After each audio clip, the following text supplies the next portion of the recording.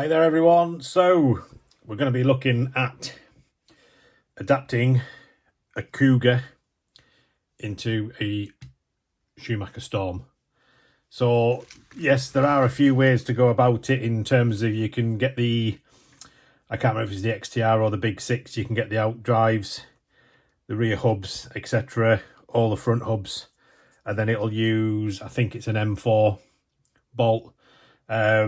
Because I just want to do a quick conversion on this. Obviously shock towers are pretty much the main thing, and then obviously it's getting wheels. Now these wheels, those of you that know these will know that these are pretty hard to find and come by. They don't really pop up very often, and at the moment no one else is making them, so I want to run modern. So these are the Schumacher ones off the Schumacher Storm. Obviously there's a slight difference in the offset, as you can make out in there, but there's now an adapter kit to run them. So Kevin Enrich has sent over these shock towers, and the other part that he sent us are the wheel adapters that he does. So this will allow you to run your 12mm truck wheels, and it doesn't make it any wider. In fact, because of how they are, it does make it slightly narrower. I think the overall width is reduced by about, give or take, 10mm. Yes, you could make these thicker, which would push out, but then obviously you're putting even more pressure on that M3 bolt that goes through. Even when you're running these, if it's a really bumpy or jumpy track, these can end up bending, because obviously you've got a lot of the wheel there and it's just wanting to bend that. So even when you're running these, I'd still recommend that you do check after every run that the wheel bearings aren't getting bent. So the shock towers, if you've got a Cougar 2 Works, by the way, this is all you'll need, is the wheel adapters and everything, because your shock tower, if we get an original Cougar 2, all lines up. So the extra up here is basically for mounting the body. The body sits on that and you have one central post. So if you've got a Cougar 2 Works or you've got a Cougar 2, you don't need anything different with shocks. If you're converting a Cougar Classic, then your front shocks, you're probably going to want to run a set of rears on the front. Likewise, I've put a Cougar 2 front arm on just to demonstrate the shocks. But if you're going to go to the Mark 1 arms, obviously you lose that little bit of height. So running rear shocks isn't too much of an issue. You may have to put an internal limiter in there. It's not something I've looked at properly yet, but I'm running some Cougar SV rear shocks. I've got 2 sets.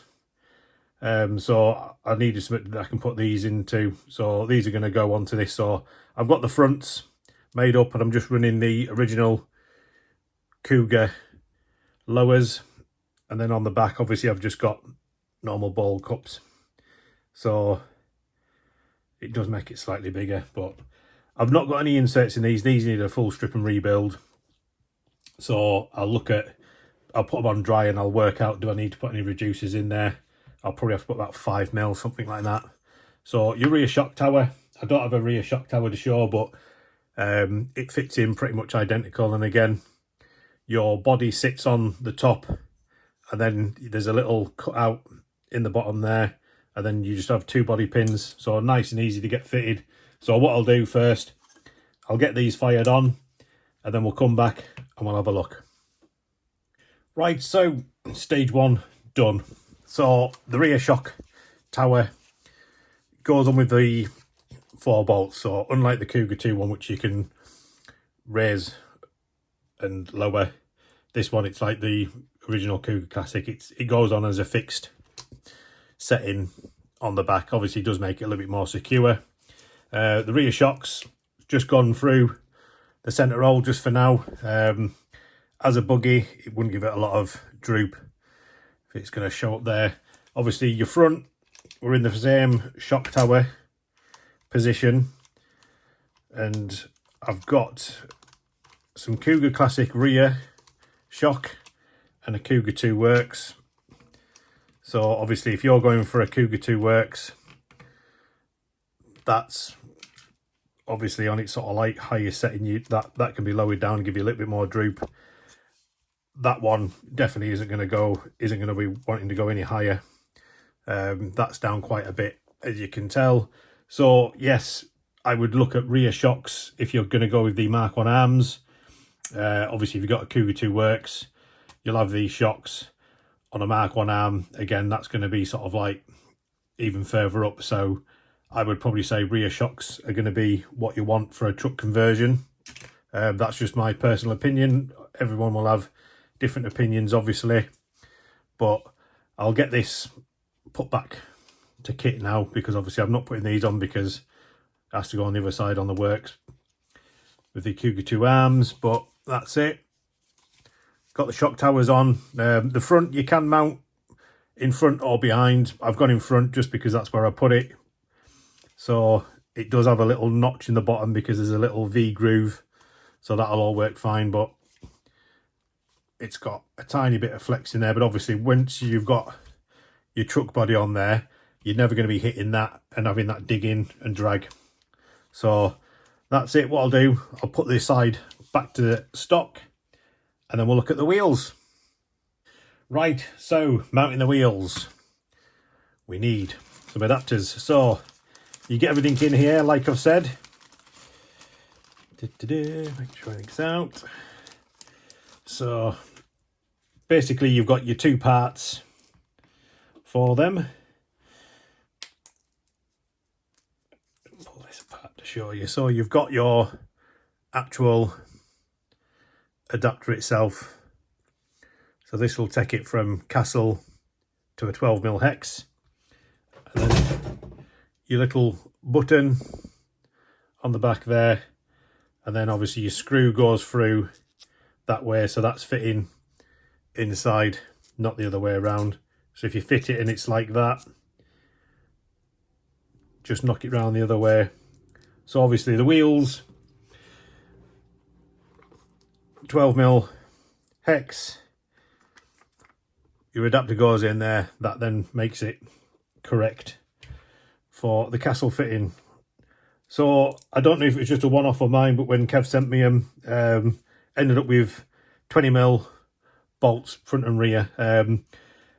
You do need the 30s, so I think it was just the wrong ones have been put in the bag. So you do need the 30s. Obviously these are quite a long bolt, not everyone will have them, but I would say definitely get some spares of these, because like I say, there is a bit of stress put on them. But easiest way I found to fit them, push it all the way through. Sorry, this is a front, I need a rear. Push it all the way through, and then just hold it in there with your finger. Push that into place, and then just holding the drive shaft so it's not going to want to push in. Slot it in on, and then you'll know when it's gone in because you'll get that distinctive little clip. And we just need to get that tightened.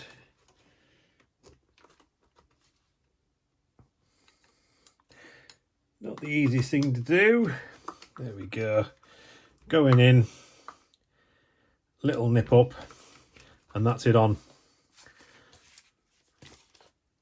So 3 more to do. What I'll do, I'm not going to show you how to do this more times, but obviously your fronts, you're running a 20mm, so just make sure you've got your 20mm in the front and your 30s up at the back. So I'll get the other 3 wheels on, and then that's it done. Right, so done. So wheels are on. Obviously the shocks need a rebuild, so that's why they're a little bit squeaky on the front. But yeah, other than a bit of camber change, getting everything set up, this is all good to go. So I've not glued the tyres on yet because I don't know when it's going to get its first outing, but hopefully it won't be too long. But yeah, so that's it. Converted. And obviously trucks not massively popular in the UK, but there's a few more races popping up now, so I definitely wanted to get this back out, up and running. And your body shells, so Penguin do a couple of body shells, so this is what I went for a while back. I had this when I was running the other mount system, where it's like a front bumper attachment, and then it sits on the post there, and then you have a rear shock tower, so hence why there's the holes cut out there. This one with the new shock towers just clips on, and that's it all.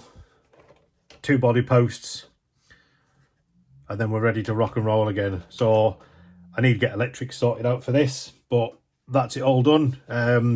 Like I say, body shells from Penguin.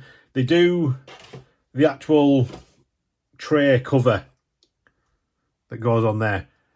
You can get one of those by all means, or you can just put on the body shell you've been running. Obviously, if you've got a classic, you're going to have to lose the front end for the nose.